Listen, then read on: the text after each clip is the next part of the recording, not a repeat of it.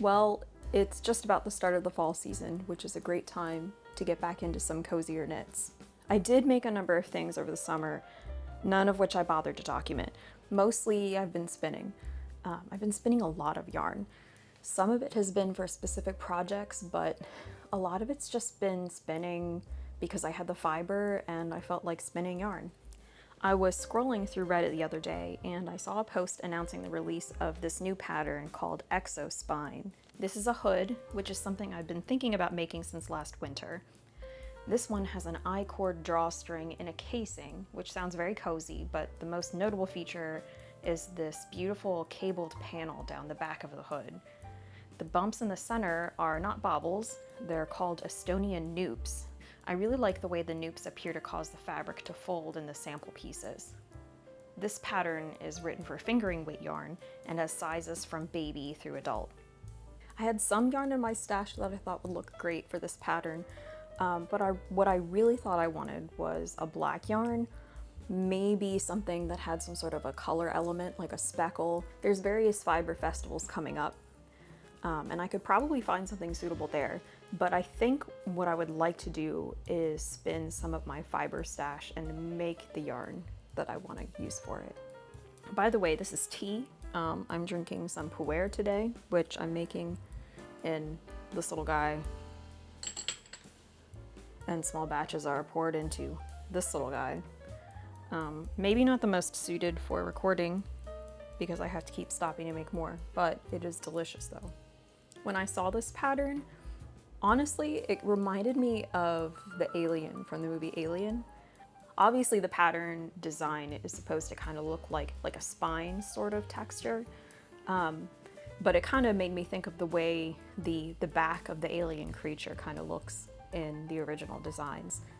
So today, what we're going to make is an alien-inspired Exospine hood. That's the concept anyway. We are moving into spooky season after all. I guess for a lot of people, fall is more of like cozy season, but I prefer spooky season. The goal for the first part of this video is to spin over 400 meters of 3-ply fingering weight yarn with this black BFL fiber I picked up at last year's Shenandoah Fiber Festival. And then for the Tweety bits, I'm planning on blending in small amounts of this colored wool that I got that was donated from the guild, just mixed into the 3rd ply. I feel like that's really all I have to talk about, so let's get into the spinning. So, like I said, I've already been spinning a fair amount. Here's 2 full bobbins. The plan is to do a 3-ply yarn, so I'm more than 2/3 of the way through. I would probably say more like 5/6 of the way through. I told myself that I was going to start recording this at the beginning of the 3rd bobbin, but I kind of just started spinning anyway and kept going, and now I'm halfway full 3rd. So I stopped myself and I said, here we go, let's actually record something.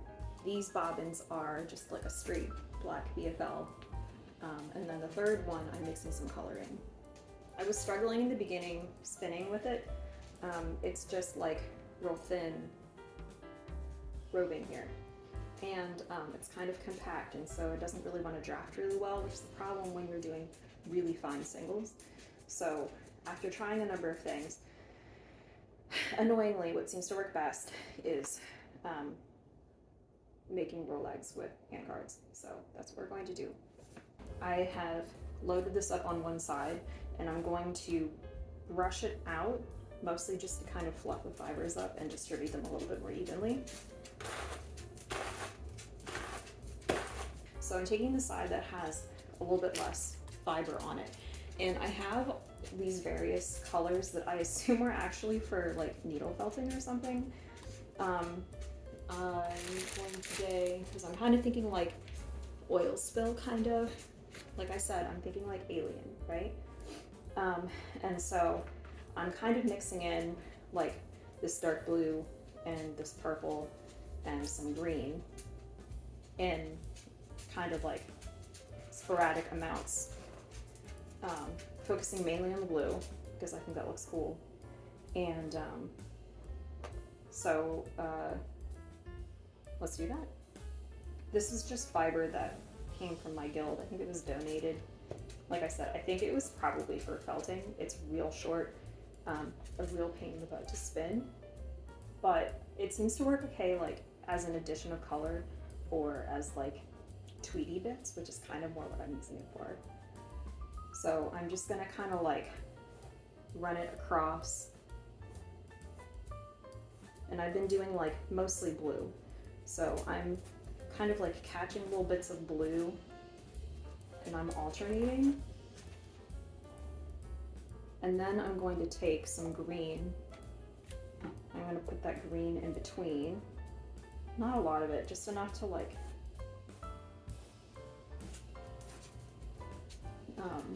be a noticeable color change. And because this is kind of clumpy, I'm going to kind of like, I keep saying brush.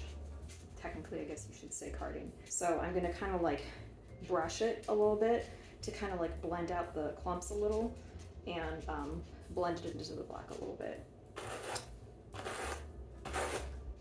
So now there's color on both and it's a little bit more smooth. Here I'm going to pick up the rest into my other brush and then I'm gonna roll it up. Okay, there we are. All the fiber is on this brush. And then I just rolled it up into a little tubey guy. So here's the annoying thing, another annoying thing about working with this fiber. I'm finding that I prefer raw fleece instead of commercial fiber.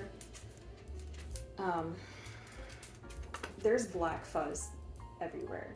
My dog was eating a clump of it earlier. It's all over my clothes. I'm using like a lap apron that has a seafood boil on it, because otherwise I would just be covered in black hairs, which most of my clothes right now is black, so maybe it would be hard to see, but it would be pretty itchy. So I don't love that, but here we are. I should have mentioned before, today I am using my Ashford Traditional Double Drive, and I have the high speed whirl on here, and it's much faster.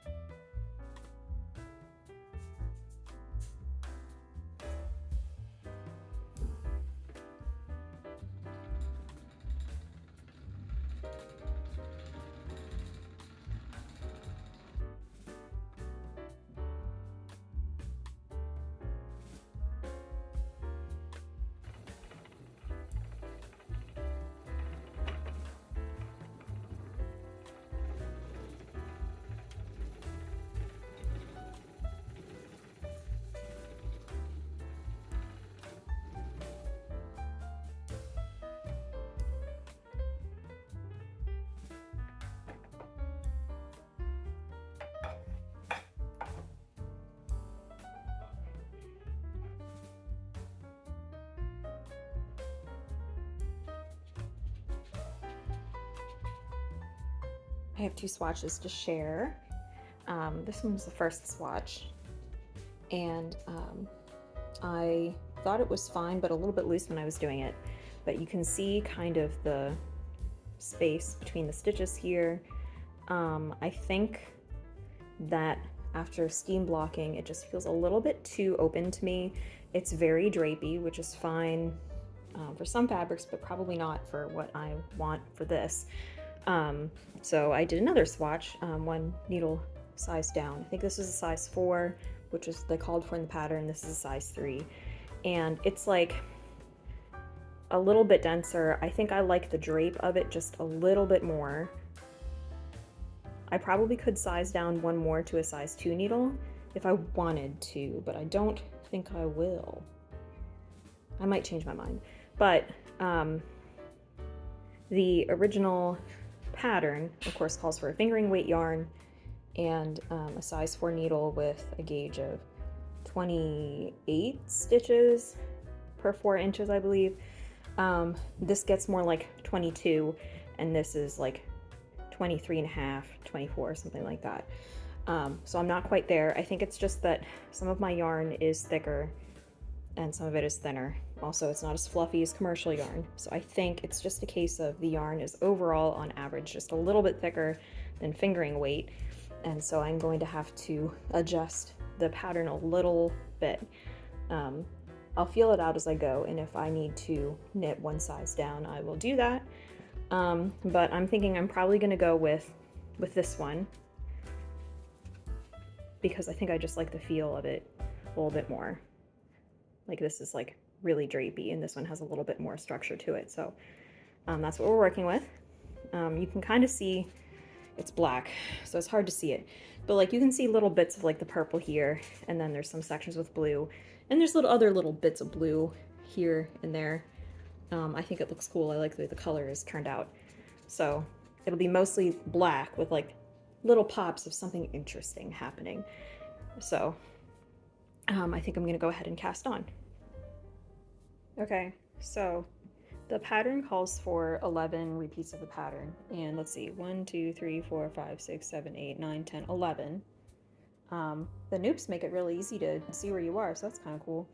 The pattern calls for 12 repeats for the adult size before picking up stitches all around on the sides.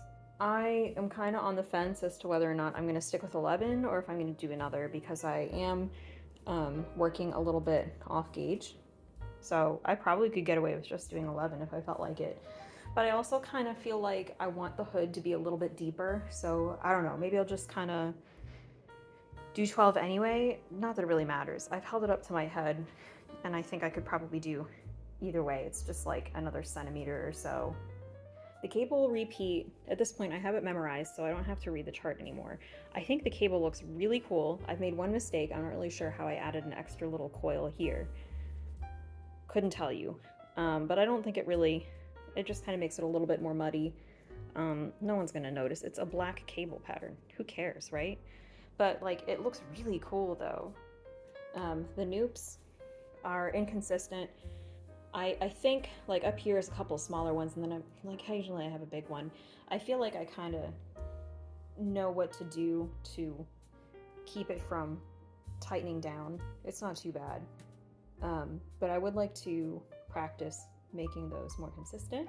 Oh, yeah, so one thing that I anticipated from the pictures is that it would fold in a kind of a nice way along the bumps, and it does. It wants to fold this way. And look, now you can see the cable pattern a little bit closer. I swapped out my needle stopper so I could have the spooky black skulls on the spooky black knitting project, because why not? That fits. So yeah, I don't know. I have, today's kind of a migraine day, and I don't feel great, but I can still knit. So I'm having a friend come over for soup and a movie, and I suspect I will continue to knit if I feel up to it during the movie. So I have to decide pretty quick if I'm going to do one more cable repeat before picking up stitches or not. I don't think it'll matter too much. One thing that the pattern says is that it recommends using double pointed needles because it's tricky to get to work the pattern here just because of how narrow it is. I'm gonna just do my best and hope for the best and see how it goes, because I don't have double pointed needles in a size 3, which is the size I went with.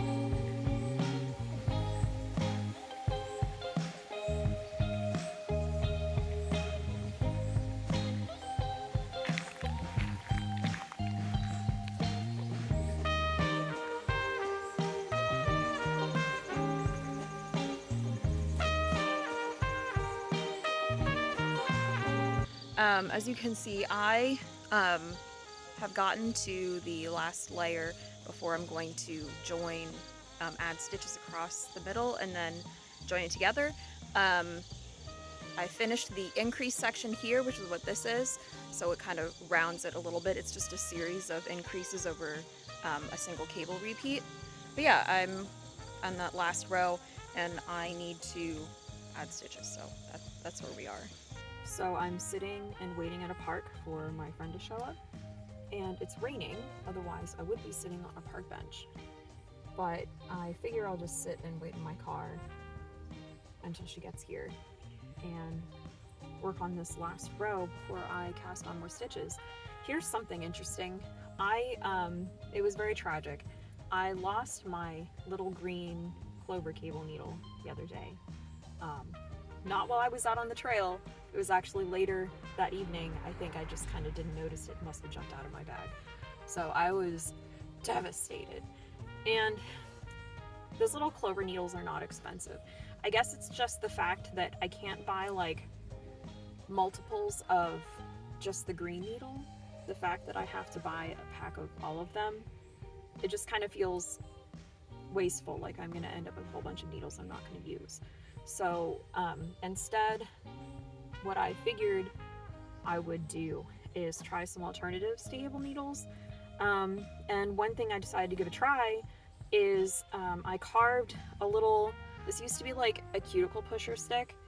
It's just wood, and I used my wood carving tools and some sandpaper, a little bit of beeswax, and burnished it on my bamboo cutting board, and just kind of like tapered it a little bit in the middle so that stitches kind of want to slide to the center, and hopefully it won't fall out. And I burnished all the little like burrs off of it, so if I do lose it, then it's not a big deal. I'll just make more. And I think that's my friend showing up, so I'm gonna get going.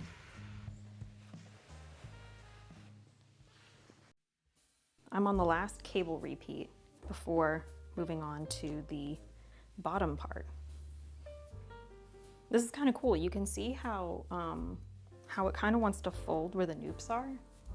One of the projects on the project page was for a child, and it was in like a green, maybe speckly or textured sort of yarn, and it kind of looked like a dinosaur to me a little bit.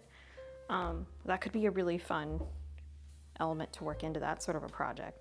But here's the cables all the way down to here. I think I'm technically, as far as the pattern asks for on the last one, not that it matters, I could do it longer if I wanted to, but I have a short neck, so I don't know that I really need to do that. But to kind of look at the pattern as a whole, here is the top piece, which stopped at about here, which is where I picked up stitches along the side. Then I did some increases through here, and when it got to the correct length, then it was just side to side until you joined and added stitches in the middle. Pretty basic as far as like hoods go construction wise, I think. You can see, or maybe not, depending on how well the color's picking up here on the camera, but you can kind of see like the speckles throughout where I mixed in the tweedy bits when I spun the yarn. There's a few cool bits through the cables, for example, where some of the tweedy color shows up in the noops, which I kind of like. Wow. I don't know, I just think that the way the color came out was really neat. Here's a cool bit where there's some green on that one. There's a few bits where the color wasn't as blended as maybe I would like. There's a lot of like green through here. There was some purple on the other side. But honestly, I still really like it, and I think it looks really neat. The next thing is to change to a different needle size and knit the bottom piece. And then after that, we'll pick up stitches all along the opening of the hood, and then we'll do the I-cord casing. So that's kind of what we have cut out for today at this point. As far as like my yarn check goes, I did use up one of my swatches just because I didn't really feel the need to keep both swatches. This is my second skein of yarn. I think the first 2 skeins totaled about 400 meters. I don't remember exactly, but I have about this much left on my second. And then I still have like a lot more, and I have like just the black from where I spun way too many singles. So I think I have enough yarn. It is kind of funny though, like when I look at it. I don't remember if I've mentioned it before, but when I was plying the yarn, I went to a brewery for my second skein that I plied, and you can definitely tell that I was distracted or something, because like there have been so many, like this one's a pretty ridiculous one. There are so many curlicues on that second skein of brewery yarn. Most of them are really little and it's not a big deal, but like this is ridiculous. The texture feels really nice. It's pretty fluffy. I like the drape of it so far. I feel like I'm glad that I sized down instead of leaving it a larger size. Currently, as far as progress goes, I'm at the bottom, and I have the hem doubled over, and I had begun closing it, but I don't like it very much. The pattern calls for a purl bump row so that you can see where to fold it over. It also calls for using basically a pick up a loop from the backside and then knit that into the live stitch. So you're kind of doing like a standard 2-stitch bind off sort of a thing, except you're picking up also a stitch from behind. And I did not like that. One, it's black. It's really hard to see. And 2, I just didn't like the way it felt or looked. It created like a raised crochet almost edge. It's not crochet, obviously, but I didn't like the feel of it. So I undid all that after trying it twice, and decided I was going to just Kitchener it closed, which was my initial thought of what I wanted to do. The kind of running theme for all of that, I like the look of the Kitchener. It takes a little while, but so does kind of carefully picking out, I mean, probably the original way he wants us to do it would be faster, but I kind of like doing the sewn bind off.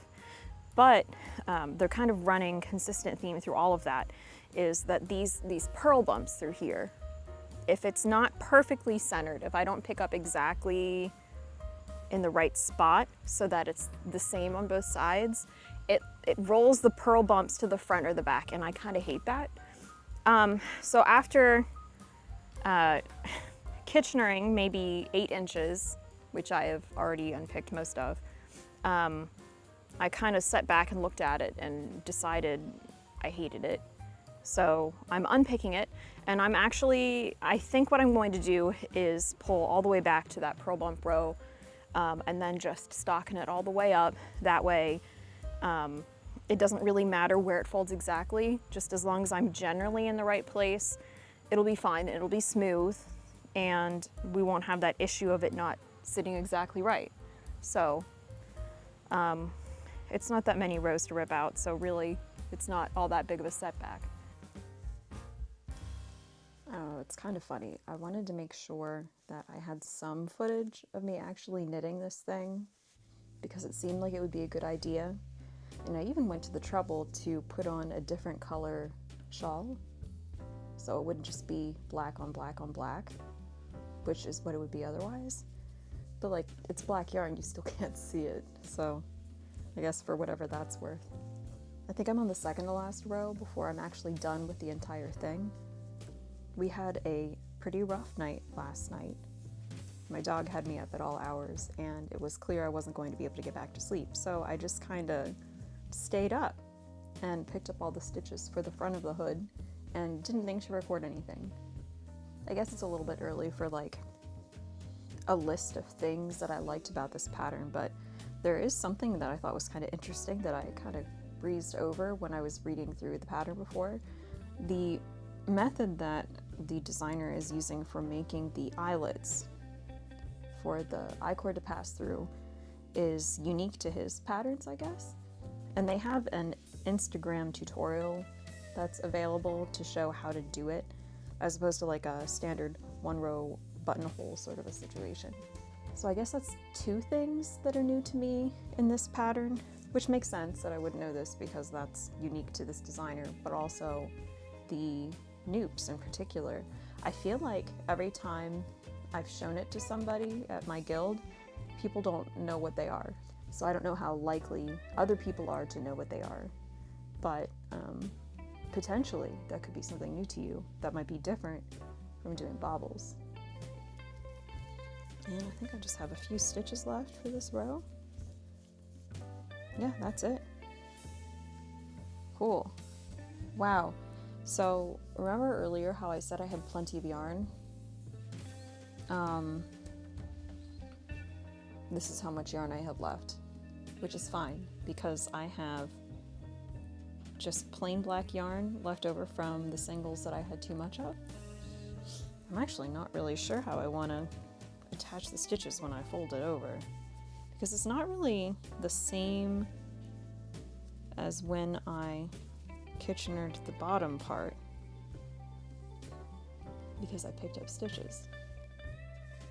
So maybe I won't bother to do like a Kitchener stitch really. Maybe I'll just kind of sew each individual stitch down, make it a little bit easier for myself.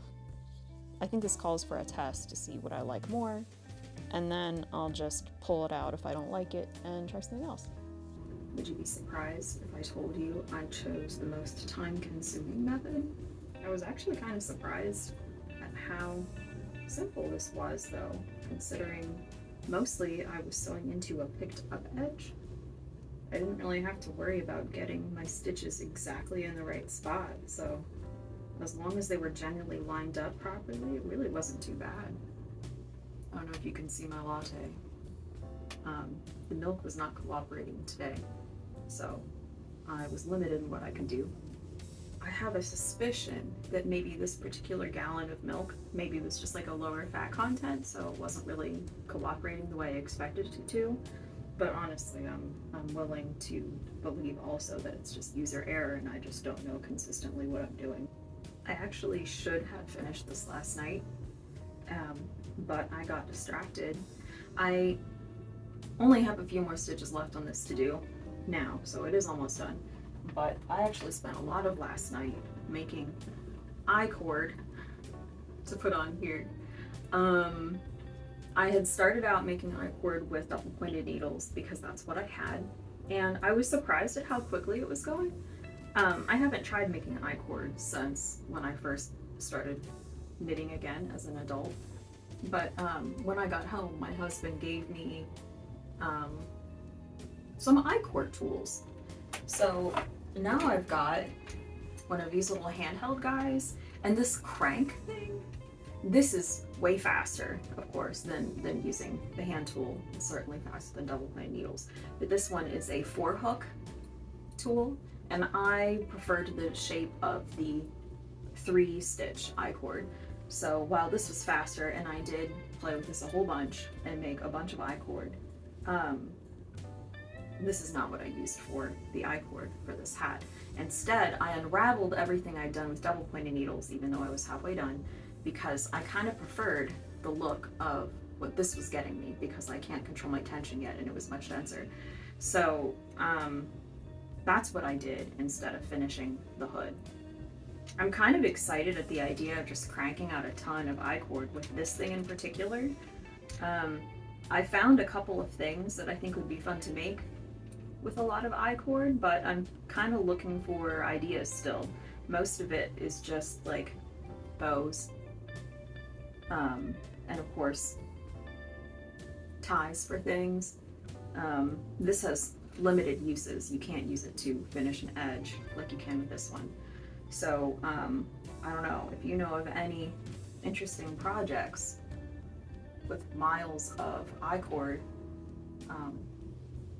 that I can make with this guy. I guess let me know, because I want to use it. There we go.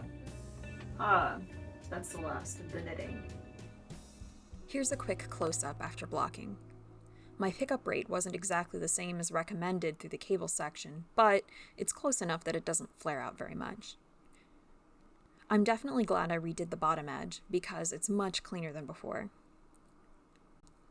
Tying the knots at the end of the cords was a lot more challenging and time-consuming than I expected it would be. Not only did I want to make sure that the ends were the same length on both sides, I had to fiddle with the knots to make them as even as possible, which required a lot of tightening and loosening. Now that it's done, let's get a few outfit shots with the finished piece.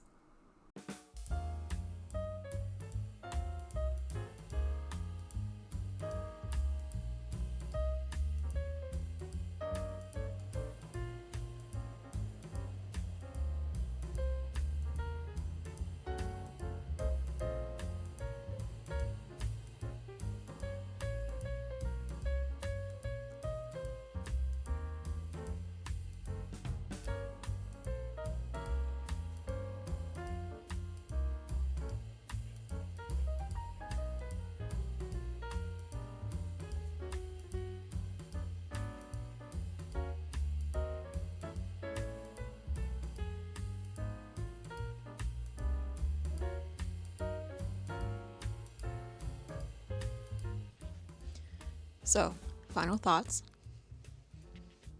I don't know that it really comes across as alien so much.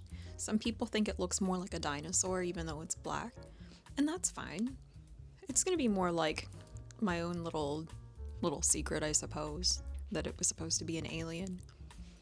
I do think that the color of the like tweedy bits generally works pretty well. There's a few spots where I didn't blend it maybe as nicely as I would have liked, and so there's like bands of color. But I think it works though. I think it's okay. I think if I wanted to make the color more scattered, I have an idea of how I would do that in the future. As usual, I really like making handspun yarn and making things out of that handspun yarn, so when something turns out well from that yarn, I'm always pretty happy about it. The pattern itself was easy to read, in my opinion. I liked the charts in it. I liked the diagrams for the construction of the hat. That helped me kind of understand what I was going to do ahead of time, and I liked that. But anyway, I had a good time spinning for and knitting this pattern. I could definitely see myself doing this pattern again in the future if I felt like it. It might be kind of interesting to see what else I can do taking this same cable and inserting it into other stuff. I don't know, I kind of have an idea. It might be fun to make like a spine sweater using this cable pattern. Cool pattern. I would do it again. I like what I made. I feel like this is going to be a long video, so thank you for joining me if you stuck around this far. But I guess that's it. Thanks for joining me, and I'll see you next time. Maybe for some sewing things? I don't know. We'll see.